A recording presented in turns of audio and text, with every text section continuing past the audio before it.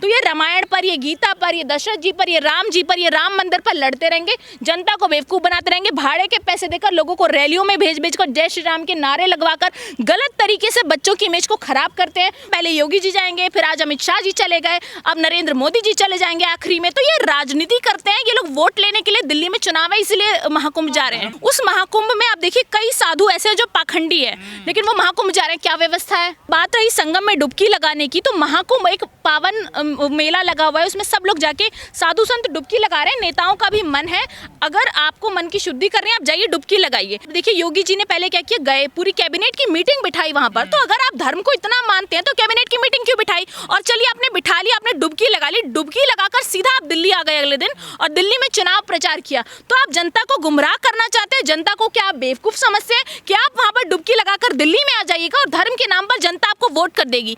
आप डुबकी लगाकर आए, अगर आपकी आस्था थी, कई लोग, हजारों करोड़ों लोग वहां पर जा रहे हैं, कई लोग फोटो भी पोस्ट नहीं करते होंगे क्योंकि धर्म का विषय, आप वहां पर डुबकी लगाने जा रहे हैं। लेकिन योगी जी को पूरा लाइमलाइट चाहिए था, अकेले जाते तो शायद इतना लाइमलाइट नहीं मिलता, इसलिए पूरी कैबिनेट को लेकर के गए, पूरी मीडिया को लेकर गए और वहां पर पूरी पब्लिसिटी कर दिल्ली आ गए चुनावों में वोट मांगने और धर्म की बात की। मीटिंग भी हुई और फैसले भी लिए गए। जी बिल्कुल, अगर फैसले लेने थे तो आप अपनी सरकार जहां से चला रहे हैं वहां बैठ के फैसले लीजिए। कुंभ में फैसले लेने की जगह क्या, धर्म की जगह पर, आस्था की जगह पर आप कैबिनेट की मीटिंग बिठा रहे हैं, तो शर्म आनी चाहिए ऐसे लोगों को जो धर्म के नाम पर जनता को गुमराह करते हैं। कह रहे सनातन का झंडा बुलंद हो गया महाकुंभ से। देखिए सनातन का झंडा हमेशा से बुलंद था, बुलंद है और बुलंद रहेगा।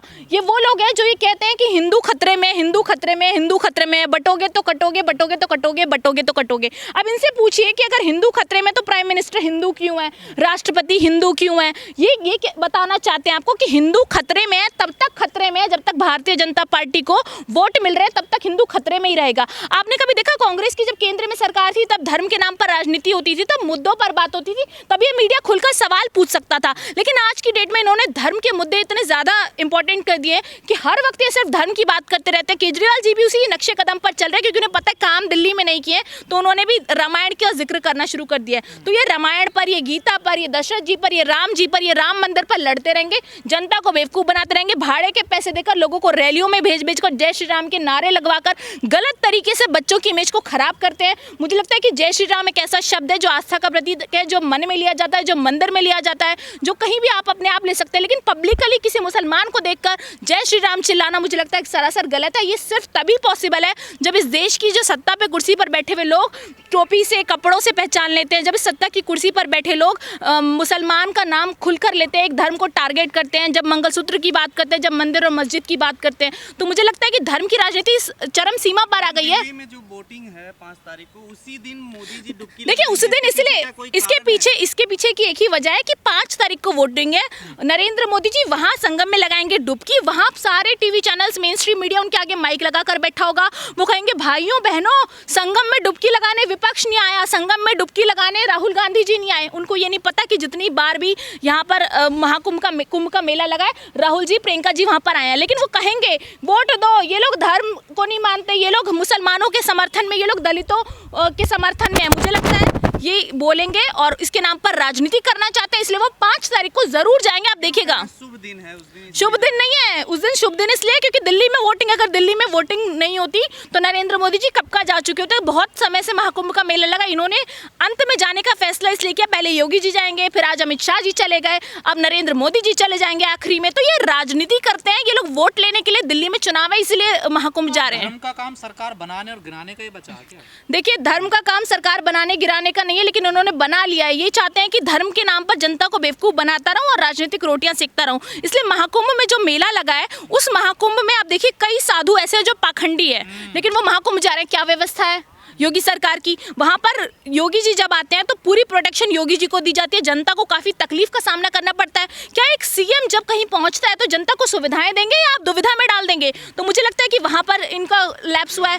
उससे राजस्व आ रहा है ना, उससे बिजनेस। देखिए बिजनेस आ रहा है तो रोजगार नहीं दे रहे ना ये देश के अंदर, जो कहते हैं पकोड़े तल लो। अब आप कुंभ में रोजगार मिल रहा था तो एक बेटी बैठी थी उसको भी आपने भगा दिया क्योंकि वो दलित थी, अब उससे भी आपको तकलीफ थी। 2 निशाने कर रहे हैं ना। देखिए आस्था भी मजबूत हो रही है, महाकुंभ भी हो रहा है, एक बिजनेस मिल रहा है यूपी को देखिए। देखिए यूपी को अगर बिजनेस मिल रहा है तो ये अच्छी बात है, लेकिन अगर वहाँ पर किसी और धर्म के लोग जा रहे हैं तो वहाँ पर मारपीट हो जा रही है। मुझे लगता है कि बिजनेस अगर आप दे रहे हैं तो बिजनेस करने का अधिकार इस देश में हर धर्म के लोगों को है, लेकिन अगर किसी और धर्म का व्यक्ति वहाँ बिजनेस कर रहा है उसे मारपीट कर भगाया जा रहा है।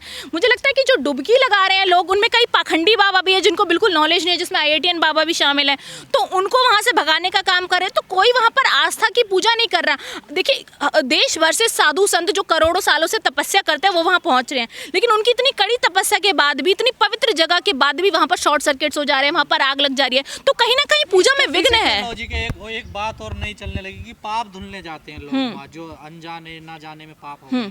ये कई वहाँ के जो संत हैं वो भी कह रहे हैं कि हाँ लोग पाप ही धुलने आते हैं। देखिए तो क्या गंगा में डुबकी लगाने से पाप धुल जाते हैं? देखिए अगर गंगा जी में डुबकी लगाने से पाप धुल गए होते तो नरेंद्र मोदी जी कैमरे पर बैठ के 1000 बार डुबकी लगा चुके। ये आस्था का प्रतीक है। हमें लगता है कि हम पवित्र गंगा माँ को माँ का रूप देते हैं और हम उसमें जब नहाते हैं तो हम अपनी जो बुराइयाँ उसको छोड़ के आते हैं, लेकिन जो इंसान अपने मन से बुराई नहीं हटा रहा वो गंगा में 100 बार भी डुबकी लगा लेगा तो कोई फायदा नहीं है। अब नरेंद्र मोदी जी बेटियों की सुरक्षा की बात करते हैं, लेकिन बेटियों पर जब बयान नहीं देते और गंगा में डुबकी लगा लेंगे तो आपके पाप नहीं धुलने वाले। तो मुझे लगता है कि मन की शुद्धि जब तक नहीं होगी तब तक आप गंगा में डुबकी लगाइए, महाकुंभ में डुबकी लगाइए, कोई फर्क नहीं पड़ता। और जो ये लोग कह रहे हैं कि महाकुंभ नहीं जा रहे जो लोग, वो सनातनी नहीं है, वो धर्म को नहीं मानते, तो ये धर्म का और ये देशद्रोह का सर्टिफिकेट जो नरेंद्र मोदी जी और भारतीय जनता पार्टी बांट रही है। मुझे लगता है कि हरिद्वार में भी गंगा माँ है, आज महाकुंभ लगाया, जब महाकुंभ नहीं तो गंगा जी में भी डुबकी लगाते हैं लोग, तब भी पवित्र हो जाते हैं। तो मैं कह रही हूँ मन की शुद्धि जरूरी है। ये सब राजनीतिक विषय है। महाकुंभ एक आस्था का प्रतीक था जिसमें साधु संतों का अपमान नहीं होना था, जिसमें ढोंगी बाबाओं का प्रवेश नहीं होना था, जहाँ जनता को सुविधा मिलनी थी रहने की, खाने की, पूरे देश में लंगर चलना चाहिए था। वहाँ पर पूरे देश से लोग जो है पैसे डोनेट करते हैं, लेकिन वो सारा का सारा पैसा ये कैबिनेट रख लेती है और उसके पैसों को इस्तेमाल करके ये अपने पर्सनल जेट को यूज़ करते हैं, अपने करोड़ों का सूट पहनते हैं। तो मुझे लगता है जनता को गुमराह कर रहे हैं, धर्म के नाम पर पैसे लूटकर जनता से, और जनता के खिलाफ ही ये लोग काम करते हैं। IITN बाबा एक आए हुए हैं जी, तो उनको लेकर के तमाम बाबा सवाल उठा रहे हैं कि वहाँ पे क्यों है, वो तो ढोंगी है। देखिए बिल्कुल देखिए करोड़ों लाखों का आपने पैकेज छोड़ दिया। आपको आस्था में जाना था तो नॉलेज ले लेते, पहले आप धर्म के बारे में जान लेते कि धर्म क्या है कैसे, तो फिर वहाँ पर आप भगवा धारण करते। अब हर व्यक्ति कहना चाह रही योगी जी को धर्म के बारे में बिल्कुल नहीं जानकारी। मैं तो कह रही हूँ आपने अगर भगवा धारण कर लिया तो अगर आपने भगवा धारण किया आपको पता होना चाहिए कि हम दूसरे के धर्म पे टिप्पणी नहीं कर सकते अगर हमने भगवा धारण कर लिया। ये सबसे पहला रूल होता है। लेकिन योगी जी ने भगवा धारण किया, भगवा धारण कर राजनीति में आए, सिर्फ राजनीति के लिए योगी जी ने भगवा धारण कर रखा है। उसके अलावा मुझे नहीं लगता कि उनकी कोई आस्था रही होगी। देखिए जाति पे गर्व करते हैं, लेकिन इसका मतलब ये थोड़ी कि आप दूसरे की जाति को, दूसरे के धर्म पर सवाल उठा देंगे। तो मुझे लगता है कि योगी जी जो भगवा धारण करते हैं वो भी उन्होंने ऐसी धारण कर रखा जनता को दिखाने के लिए, वोट की राजनीति करने के लिए। उनको बिल्कुल भी ज्ञान नहीं है। आप उनसे बैठकर डिबेट कर लीजिए धर्म पर, वो कुछ नहीं बता पाएंगे। ज्ञान नहीं है, उनके नाम पे वोट मांगे जा रहे हैं। देखिए वोट दिल्ली में कितने प्रोग्राम है, उनके पूरा माहौल देखिए, मैं बता रही हूँ ना कि 26 साल से विधानसभा में खाता नहीं खुला भारतीय जनता पार्टी का, तो उनको डर है कि अब क्या करें, कुछ तो मुद्दे है ही नहीं। तो अंत में उन्होंने योगी जी को भेजा, चलिए धर्म के नाम पर कार्ड खेल ही लेते हैं। अभी जनता को यही उम्मीद थी कि इस बार ये लोग मुद्दे पर वोट मांगेंगे, नरेंद्र मोदी जी अपने केंद्र के कामों पर वोट मांगेंगे, लेकिन नहीं, इनको धर्म का नाम लाना था। अंत में ये ले गया, योगी जी को स्नान कराया, स्नान करने के बाद दिल्ली भेज दिया। उसके बाद ये फिर धर्म पर इन्होंने बोला कि विपक्ष क्यों नहीं आया, राहुल जी क्यों नहीं आए, संगम में क्यों नहीं नहाए, जैसे राम मंदिर का मुद्दा था।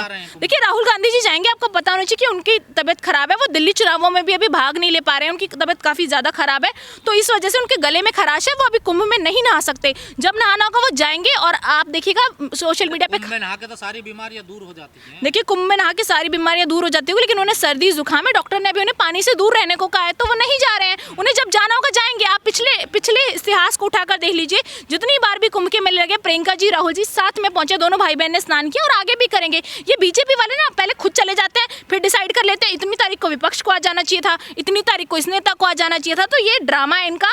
ये कुंभ में नहाए, अच्छा किया आपने अपने पाप धो लिए, लेकिन अब मन से भी पाप निकाल दीजिए और जनता के सामने धर्म की राजनीति मत कीजिए। अरे आपके पुराने साथी कल लगाइए डुबकी, देखिए अखिलेश यादव। देखिए अखिलेश यादव जी का अच्छी बात है, और दिल्ली में धोखा देगा तुम्हें। देखिए दिल्ली में धोखा क्या देगा अखिलेश यादव जी। अखिलेश यादव जी की देखिए अलायंस बना था, सबके लिए बना था, लेकिन केजरीवाल जी ने जो कांग्रेस के साथ अलायंस छोड़ा उसके पीछे उनकी मजबूरी है, जिस मजबूरी को उन्होंने फायदा बना करके दिल्ली चुनावों में इस्तेमाल कर रहे हैं। तो मुझे लगता है कि अखिलेश यादव जी उनको समर्थन करें, हमें कोई समर्थन करे ना करे, इससे फर्क नहीं पड़ता। राहुल जी ने एक ही बात की थी कि इंडिया अलायंस बन रहा है, इस अलायंस को मैं चलाऊंगा, सबको साथ लेकर चलूंगा। अगर कोई आना चाहता है तो स्वागत है, जाना चाहता है तो वो भी स्वागत स्वागत है उनका। दिल्ली चुनाव में धर्म ही रहेगा मुद्दा या और क्या क्या? देखिए, मुझे नहीं लगता कि दिल्ली में धर्म का मुद्दा इस बार चलने वाला है, और केजरीवाल जी की झूठी रेबड़ियां भी नहीं चलने वाली। दिल्ली शीला दीक्षित जी की जो विकास किया था दिल्ली के अंदर, फ्लाईओवर, सड़कें बनाई थी, दिल्ली वो दिल्ली मांग रही है। इसलिए आज मुझे लगता है कि दिल्ली वालों के दिल में आज सिर्फ और सिर्फ शीला दीक्षित जी की दिल्ली है, इसलिए कांग्रेस की सरकार बनेगी। नहीं, प्रदूषण की, पानी की कोई बात नहीं कर रहा, कोई पुजारियों को 18,000 दे रहा। जी बिल्कुल। जय श्री राम तो आप बोल सोचे रहा, ना, ये कोई मंदिर की पुजारियों बात को कर रहा। पैसे देके, इनको लग रहा है कि पुजारियों को पैसे देके, मौलानाओं को पैसे देकर ये लोग सरकार बना लेंगे। तो मुझे लगता है ये बेवकूफ़ी होगी। केजरीवाल जी ये बहुत बड़ी गलती कर रहे हैं कि वो मोदी जी को फॉलो कर रहे हैं। इसलिए दिल्ली की जनता समझ चुकी है कि जो किसी को फॉलो करता है उसको सरकार में रहने की जरूरत नहीं है। इस बार मुझे लग रहा है केजरीवाल जी सीएम की कुर्सी से जा रहे हैं। कुछ महिलाएं महाकुंभ में बड़ी हाईलाइट हो रही हैं, बड़ी चर्चाएं हो रही हैं, उन पर क्या कहना है? देखिए, मुझे लगता है कि महिलाएं जो महाकुंभ में अच्छी पूजा कर रही हैं वो हाईलाइट हो रही है। एक वो देखिए, जब महाकुंभ का मेला लगा था तो मोनालिसा नाम की लड़की माला बेच रही थी। अब उस बेटी के आसपास कुछ लड़के आए जो 20 की माला 100 में खरीद रहे, पूरे दिन खड़े होते हैं और हंसते हैं, लेकिन उस बेटी को वहाँ से हटा देगा। उस बेटी की क्या गलती? अगर लोगों की मानसिकता खराब है, वो गंदी नज़रों से, गंदी सोच से अगर किसी लड़की को देख रहे हैं, तो उसमें उस बेटी की क्या गलती? उस बेटी को प्रोटेक्शन देने का काम योगी सरकार का था, ना कि उसे वहाँ से भगा देना चाहिए था। तो योगी जी वहाँ जो महिलाओं को ना खुद सम्मान करते, ना इनकी कैबिनेट सम्मान करती, ना इनके नेता, ना इनके मंत्री, ना बिल्कुल। मोनालिसा को भगा दिया, वो रो रही थी, वो लोन लेकर आई थी। देखिए, सुरक्षा व्यवस्था की वजह से करनी चाहिए। जो नरेंद्र मोदी जी को करोड़ों का टैक्स भर के जनता सुरक्षा देती है, उस बेटी को सुरक्षा नहीं दे सकते थे? वो रोजगार कमा लेती। आप कह रहे हैं ना बिजनेस का केंद्र, तो वो अपना रोजगार करने गई थी।